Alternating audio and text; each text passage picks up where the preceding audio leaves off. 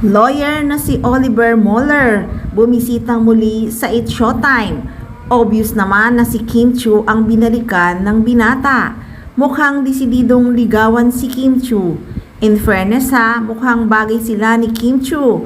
Mas maganda talaga na hindi taga-showbiz ang makakaangkin ng puso ni Chinita Princess. Dahil magulo ang showbiz, mga nagmamahalan pinaghihiwalay. Yung hindi nagmamahalan, pilit inuugnay. Sana nga si Oliver Mueller na ang mapusuan ni Kim Chiu. Isa itong lawyer at mukhang mabait. Hangad naman ng mga fans ang kaligayahan ni Kim Chiu, kaya sinusubaybayan talaga nila ang love life ni Kim Chiu at kung sino ang makakaangkin ng puso ng aktres.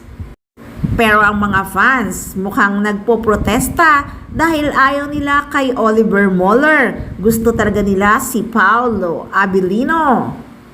Anyway, heto nga ang malalang sagutan ng mga fans. Akala ko ba may alam si Vice Ganda sa kimpaw nyo? Bakit niya tinutukso kay attorney Oliver?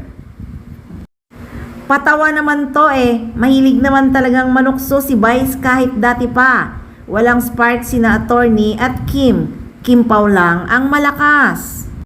Sigaw nga ng mga fans. Maling atake yan, attorney. May kalab team si Kim Chiu, kaya wag naman please.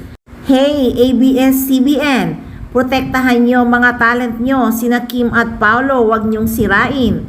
Sorry kayo, binasag agad ni Kim ang news nyo, magkasama ang Kimpaw. Kainis ang ABS-CBN, dapat ang Kimpaw lang ang promote nila kasi sila ang may serye. Kimpaw lang kaming mga OFW, sila ang stress reliever namin. Anyway, may mangilan-ngilan pa rin naman na boto rin kay attorney Oliver, pero mas lamang nga lang at mas bet pa rin si Paolo para kay Kim Chiu. Sa totoo lang, mas bagay si attorney Oliver kay Kim Chiu. Mukhang mabait ang taong ito. Sana nga ay talagang magpursigi siyang ligawan si Chinita Princess. At may kakilig-kiliga, mukhang kinilig pa nga si Kimi nung dumalaw si attorney sa It's Showtime.